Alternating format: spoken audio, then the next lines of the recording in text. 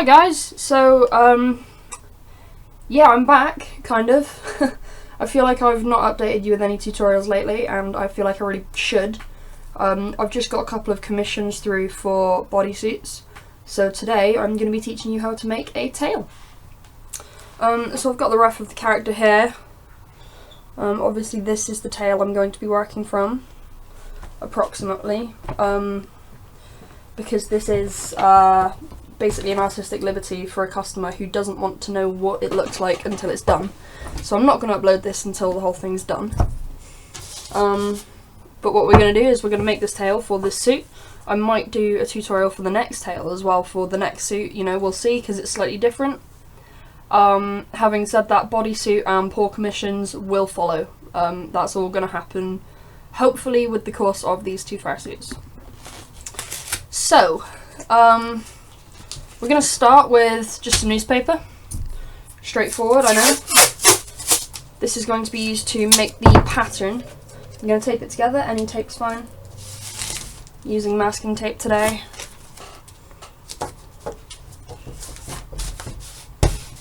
Just so there aren't really any big gaps. Because if there's a big gap and that's where you're cutting a piece, it's going to be a bit of a pain. So this character is predominantly hyena based, so I've done some research on some tails. Make sure you've got reference of all time, at all times, sorry, of both the character and the species that you're working from. So what I normally do is aim for 22-23 inches, my tails. So what I'm going to do is measure from the top point of the newspaper here, just 23 inches diagonally, that'll do. And then quite simply draft the tail.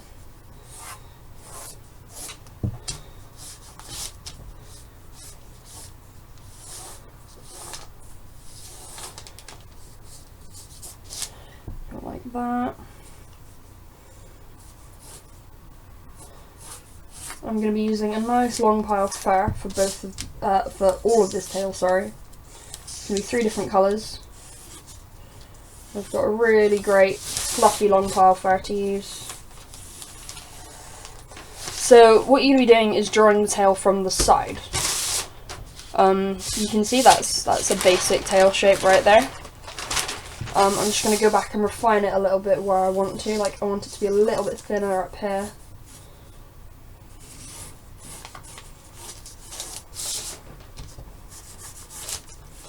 That one there. Like that. Yeah, I'm quite happy with that one, that's not too bad. Okay, so basic tail drafted out from the side, straightforward. You can make it as chunky or as narrow as you like. Just bear in mind, I don't include seam allowances on my tails. I add them on when I cut out the fur. Not sure why, just the way I've always done it. So it's entirely up to you whether you want this to include the seam allowance or not. Bear in mind it will lose some thickness when it obviously becomes a tube. We're going to be cutting out 2 pieces of the tail, 1 for each side. So it's going to be a bit thinner because it's a tube. However, because of the length of the fur pile, it's going to make it a little bit fluffier and a little bit more full looking. So I've sort of just gathered from past experience how this works. Or how best works for me, should I say. Everybody has their own unique way of doing it. So now we're just going to go ahead and cut out our tail pattern. Sorry about my cat as well. She's not happy if she's not where I am.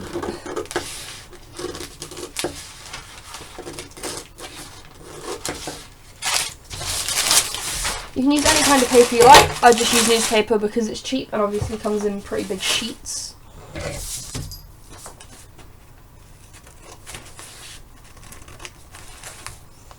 She does stay on the bed as well, by the way. I don't keep supplies on the bed, not for fursuit building anyway.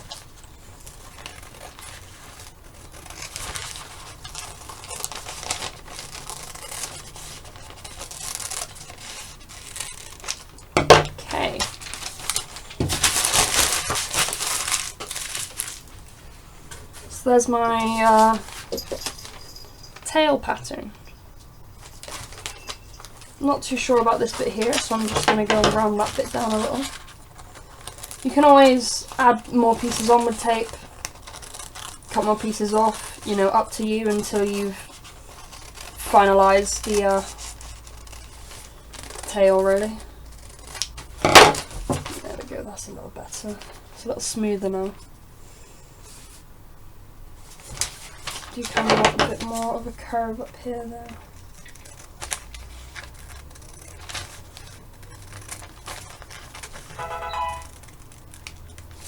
Sorry, that's my phone.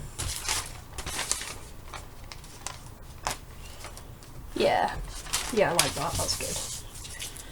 Okay, so second step is to draw on the markings. If markings are different on each side of the tail, you're going to want to take a flipped version of this here. So one that way, and then draw on your markings, but then you can use each piece to line up how they work, you know, how they attach relative to each other. So if you've got one piece that goes across here on this side, and then maybe it curves on the other side for any particular reason, you can, you know, mark where the edges will be. So where the pattern pieces will meet up on top and bottom, if that makes sense. I'm not great at explaining things. So what I'm going to do is bring my ref back up over here. And then I'm going to follow this design to create the actual tail pattern. So we're looking at something along the lines of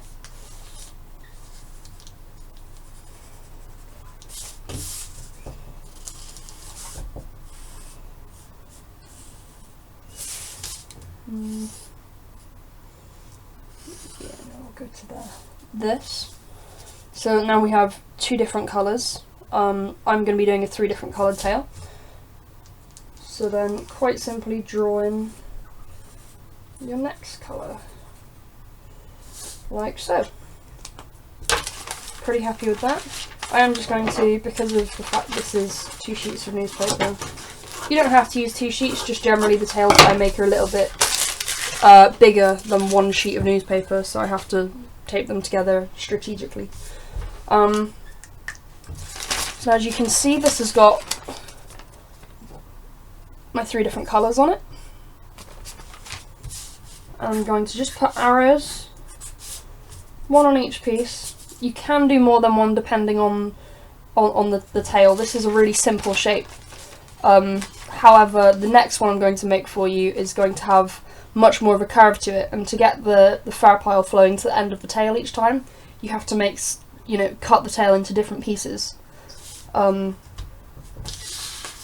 if it was this sort of shape and you wanted the fur to go all the way to the end, you couldn't just cut the piece going in one direction, because else off the end here the fur would go downwards instead of off the tip.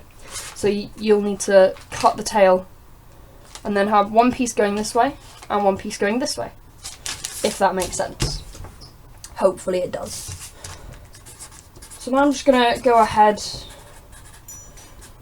and label the colours that I'm going to be using. Not necessary, obviously. I just prefer it. Just makes it slightly more organised. I'm not too worried about my organisation, but I would rather make sure it's organised as well as possible.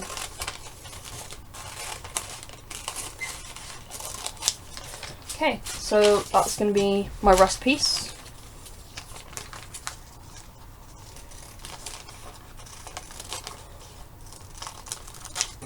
My black and my white. And then you will see that all of the pieces will line up together as they were when you cut them out. Okay, so what I'm going to do is I'm just going to cut the video here, and I'm going to prepare for the furring process, so get out the different furs that I'm going to need, get all of my pattern tracing stuff ready, sewing needle, etc. So what I'm going to do is I'm going to show you what we're going to need before we start. So I've just been and grabbed all of the supplies we're going to need to carry on with our tail. I'm just going to go through all of the supplies and tools with you now so that you know exactly what you're going to need before you start. So I've got 3 different types of fake fur here, all very nice long pile furs that I'm going to be using on this tail.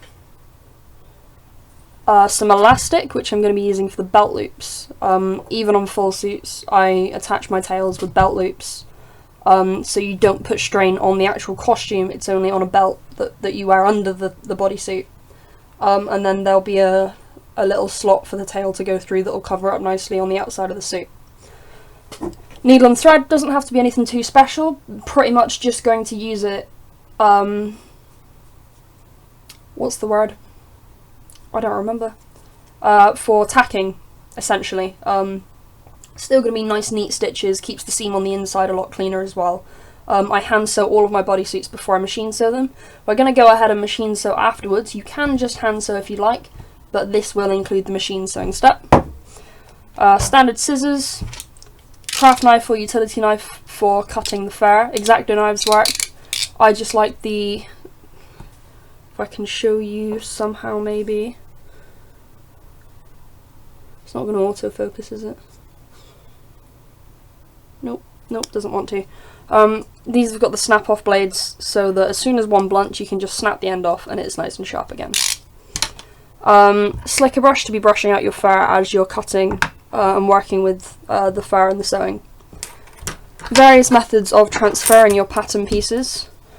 I tend to try and avoid markers if I can, which just reminds me I've got...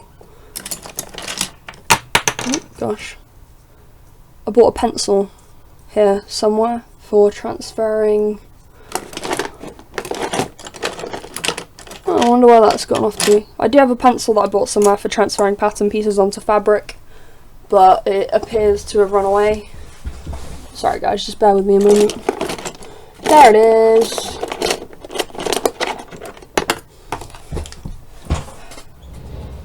There we go, dressmaking pencil, just for transferring pattern pieces. Tacking pins to tack your pieces together so your seams are all going to be even and not puckering on any sides. Gosh, I can't speak today, can I? And then obviously your pattern pieces.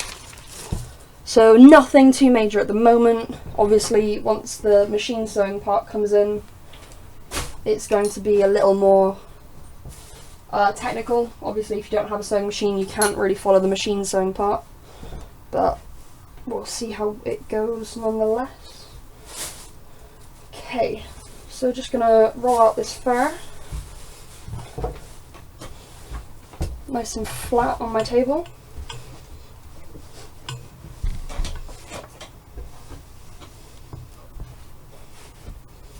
There we have it. Not sure how well any of these... oh, that's not bad actually. Right, so gonna start with one of your pattern pieces. Doesn't matter which at all. Just make sure obviously it's the corresponding colour. So this one says rust on it right here. This is my rust coloured fur. Remember to make sure you line up the arrows with the direction of the fur pile. Sorry about that. Just had to cut the video for a second there. So what we're going to do is trace these pattern pieces down onto the fur. Make sure the arrow is following the pile direction of the fur, so obviously this way. What I like to do is weight my pieces down. Doesn't really matter what width, just something to stop them moving too much. So what I'm going to do is just trace this with a black marker.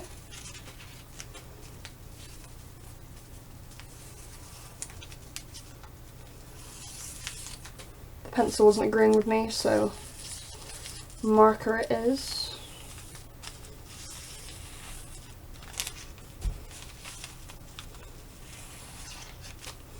Okay, there we go.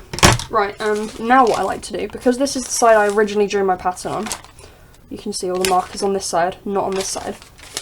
I'll just put an X on the pattern piece, which just means that I know which side's which, because one side will have X's on, the other side will not. Not sure if that's a normal thing to do, but You can always write left and right, but I don't really find that as easy as just popping a little X on the side. Exactly the same concept again.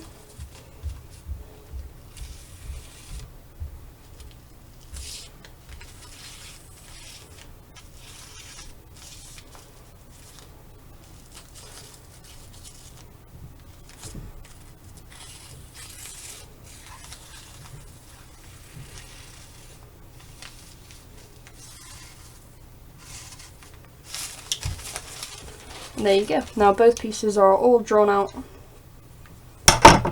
onto my rust fabric. Just an X on one side, not the other. Pattern piece you don't need, but don't discard it. I generally just fold it in half, pop it to one side, so it doesn't get mixed up with the ones I've already used. I mean, this isn't so bad. This is just, you know, 3 pieces per side. I have done tails with, you know, 20, 22 pattern pieces at a time, which is a nightmare. So on to the cutting stage. You're going to need your utility knife, X-Acto knife, whatever you want. And what I do is just add just a little bit of seam allowance. Not sure how well you can see that, I'll show you in a moment. You don't want to press too hard because you don't want to cut the fur fibres on the other side.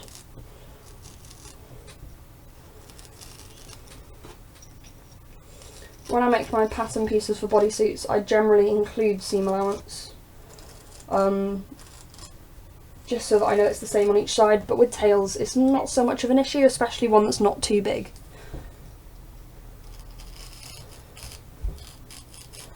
So that's what, maybe ½ centimetre or so. I wouldn't know what that is in inches, sorry America. What, 2/8 of an inch or something? Approximately.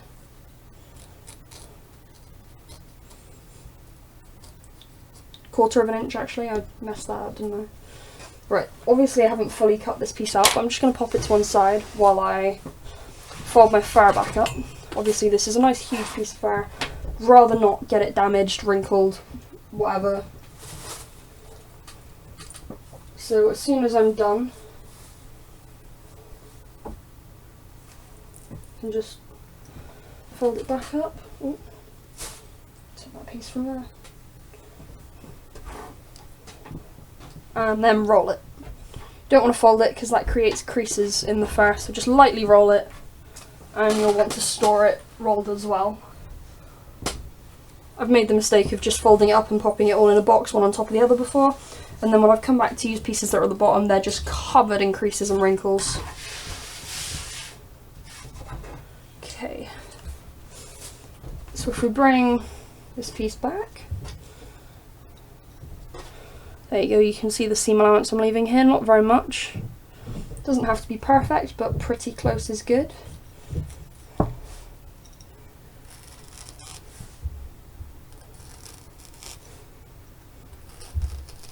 Remember to always cut away from yourself. It's going to be a lot easier with fabric anyway, because you don't want to be holding here and cutting here, because the fabric's just going to move. So if you hold away from the blade, just cut off to the side like that. Don't cut towards you if you can avoid it. It's not as easy to see what you're doing either. Just get that one trimmed down there.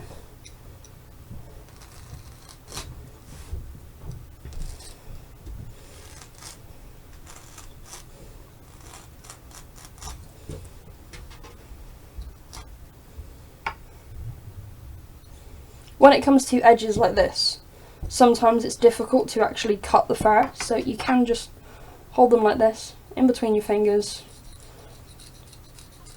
Just use a serrated motion to start the cut off. Just to make sure you can cut the backing cleanly without ruining the fur itself.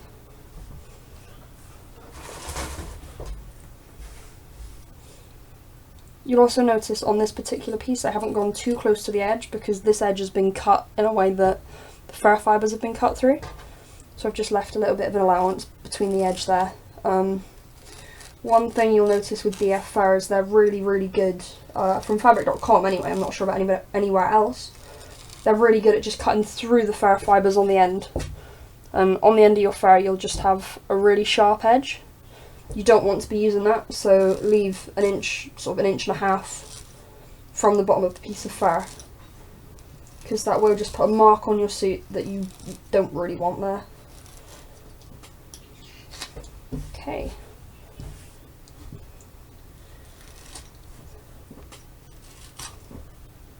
There we go. So our first two pieces of rust are cut out. Now I just want to flip them over. Take your slicker brush. Any brush is fine, I just like slicker brushes. It just gets rid of all the loose bits of clara fibre that was left over.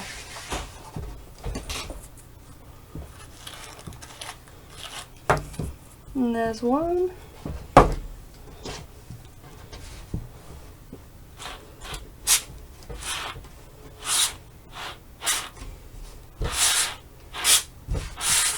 And two. So there's both those halves there cut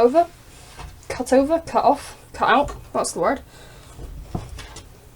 Now what I'm going to do is I'm going to switch the video into time-lapse just to cut out the other pieces, because you don't need me to explain this particular part again. Again, just pop those to the side, don't need them for the minute. So yeah, I'll just speed this bit up so you can see what I'm doing, but I don't need to explain every step to you.